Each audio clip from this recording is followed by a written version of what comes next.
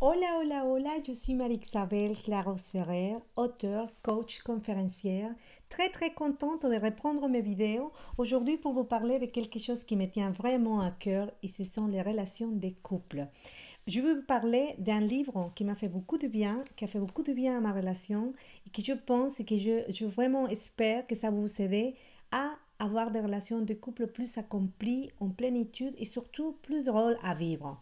Ce livre, c'est les langages de l'amour de Gary Chapman, les actes qui disent je t'aime.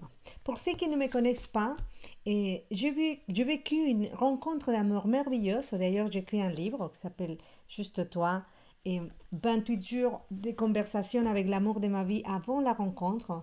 Je vous donnerai ici en bas les liens Amazon si vous voulez le connaître un peu plus. Mais pour vous faire un petit résumé, j'ai eu une rencontre d'amour extraordinaire, un coup de foudre, quelque chose vraiment lié à la divinité dans lequel je me suis retrouvée totalement envahie, claire, c'était toute une évidence cette relation de couple. Donc quand je me suis mariée, je suis colombienne, je suis venue en France, je me suis dit, j'ai pas de soucis de communication, même si je ne parlais pas encore français et mon mari parlait un petit peu espagnol, on parlait surtout en anglais. Je me suis dit, bon, la communication, ça va pas être un problème entre nous. Il est possible qu'il y aura des autres problèmes, mais certainement, la communication, ça va pas être un problème parce que nous, on est tellement amoureux, ça se passe tellement bien, il me devine la pensée, je sais tout le temps ce qu'il veut, c'est tellement fluide. Et oui, parce qu'au début, c'est toujours comme ça. Et j'avais quand même un défi de vie en moi. Je voulais une histoire d'amour merveilleuse. Je voulais une histoire d'amour qui soit tout le temps comme c'était au début. Je voulais cette histoire que tous les scientifiques disent qui dure que 2 ans maximum. Je voulais avoir ça pendant toute ma vie. Bon, pour vous faire courte l'histoire, je suis mariée depuis 10 ans et par bonheur, au milieu de tous les cadeaux de mariage, une bonne amie à nous a eu cette idée de nous offrir ce livre. Bien sûr, pendant les 2 premières années de mariage, jamais touché le livre. Et je suis claire que passer de mon état de jeune fille mariée à vraiment être une femme mariée, ça m'a pris à peu près 3 ans. Donc je pense que c'était autour de la troisième année que je me suis rendu compte qu'on avait ce livre et qu'on ne l'avait jamais touché. Et je commençais à le lire par simple curiosité. Et c'est vrai que je n'avais pas compris que j'avais une pépite d'heures dans ma bibliothèque. Et peut-être que vous l'avez déjà dans votre bibliothèque, mais je sais aussi qu'il y a beaucoup d'entre vous qui n'avaient pas très envie de lire, donc je me suis mis au travail pour vous faire un petit résumé. Donc, les 5 langages de l'amour disent, Gary Chapman a une super idée auquel j'adhère totalement. Il dit que nous avons tous des différentes façons d'aimer. Donc dans cette vidéo, je vais vous raconter quelles sont ces façons d'aimer. Je vais parler un petit peu comment ça a été pour moi retrouver ma façon, mon langage, comment ça m'a aidé dans ma vie en couple.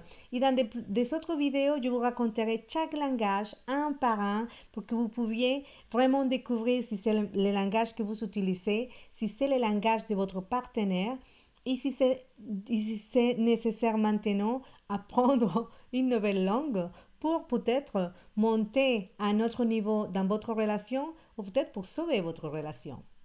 Donc, dans ces 5 langages de l'amour, il y a 5 façons différentes par lesquelles nous avons besoin de remplir notre petit réservoir d'amour. Il dit ça, et je trouve ça totalement romantique et beau. Il dit que chacun d'entre nous avons un réservoir d'amour.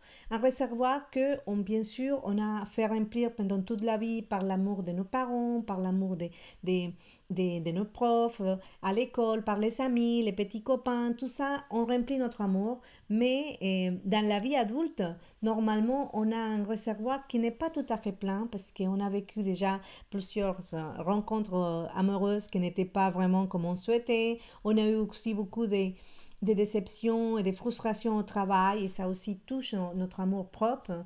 On a eu beaucoup d'histoires qui ont fait que ces réservoirs soient un peu vides. Donc quand on arrive à la relation de couple, normalement on arrive avec un réservoir à moitié plein, à moitié vide et le problème c'est que nous avons envie que quelqu'un remplisse ce réservoir pour être bien.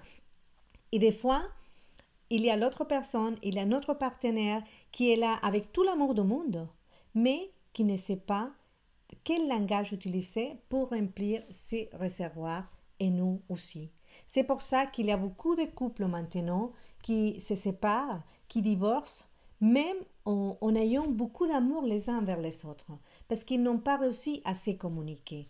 Donc, ce qui est important pour démarrer, c'est déjà nous faire cette idée, comprendre que c'est pas possible et que tous les êtres humains dans la Terre parlent de la même façon et expriment et attendent de la même façon son amour, de la même façon comme il y a plusieurs pays, il y a plusieurs langues, mais il y a plusieurs cultures. Bon, c'est pareil pour notre cœur. Notre cœur est rempli de notre culture, de ce que nous avons vécu, donc chacun parle d'une façon différente.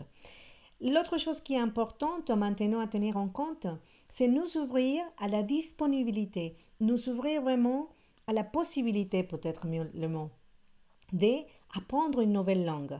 Apprendre une nouvelle langue, c'est pas facile, je vous dis par expérience. Quand je suis arrivée en France, je parlais pas un mot de français, c'était horrible parce que je suis très très bavarde. Et je voulais parler, je voulais échanger, mais je comprenais pas. Mais c'était très difficile au début, c'est reprendre les cahiers, s'écouter, se corriger, c'est entendre les gens qui se moquent de toi et ne pas comprendre. C'est toutes ces choses-là. Mais une fois qu'on passe les caps et qu'on arrive à s'exprimer et qu'on arrive surtout à se sentir bien à l'aise en exprimant avec une langue différente, il y a tout un monde qui s'ouvre.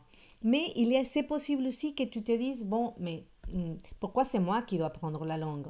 Si tu es une fille, j'aimerais bien te dire que c'est une recommandation que je fais pour les filles, c'est à nous d'apprendre d'abord le langage parce que nous avons plus de capacités que les hommes pour apprendre une nouvelle langue, surtout dans des questions d'amour.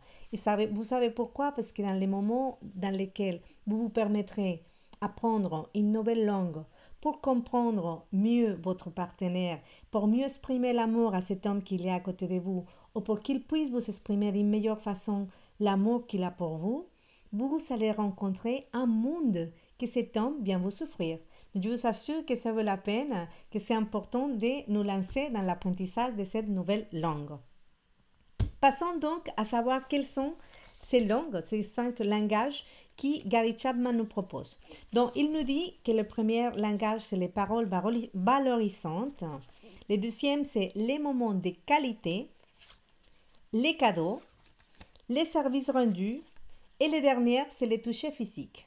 Donc, il y a 5 langages, et très très liés aussi à la programmation neurolinguistique, à la façon comme nous percevons. Il y a des gens qui sont visuels, il y a des gens qui sont plus auditifs, plus tactiles. Donc, c'est très très lié à ça. Mais bon, c'est pas important de savoir tout ça. Ce qui est important, c'est avoir beaucoup de disponibilité, avoir envie de communiquer mieux avec l'autre. Parce que si vous ne vous ouvrez pas à cette possibilité, vous perdez déjà la possibilité d'apprendre beaucoup de choses de l'autre, mais aussi parce que c'est très triste. Imaginez-vous que vous êtes dans un autre pays, les filles, nous sommes dans les pays des hommes, les hommes, vous êtes dans les pays des femmes, et vous voyez quelqu'un que vous trouvez merveilleux, qui vous fait sauter les cœurs de joie, et vous ne savez pas comment l'exprimer, cette sensation que vous avez. Mais vous savez toute cette sensation, mais vous ne savez pas comment lui exprimer. Donc, c'est la même chose qui nous arrive. Des fois, on apprend beaucoup de choses pour ouvrir le cœur, pour tomber amoureux, pour bien plaire les hommes, pour bien plaire les femmes. On apprend aussi beaucoup de soi-même, non? Comment être mieux avec soi, comment mieux communiquer. Mais si toutes ces choses, on ne sait pas les communiquer dans le langage de l'autre, bon, on va perdre beaucoup de temps et on va avoir beaucoup de difficultés à rester ensemble et surtout à rester en joie. Bon, c'était tout ce que je voulais vous expliquer aujourd'hui. Si vous avez envie de connaître chacun des langages, vous prendre le temps d'expliquer chacun, de savoir comment savoir si c'est le mien, si c'est mon langage, si c'est le langage de mon partenaire et comment je peux l'utiliser, n'hésitez pas à vous souscrire à ma chaîne YouTube et je serai là pour vous donner tous ces résumés de ces livres qui étaient tellement importants dans ma vie de couple. Un gros bisou et on se voit dans les prochaines vidéos.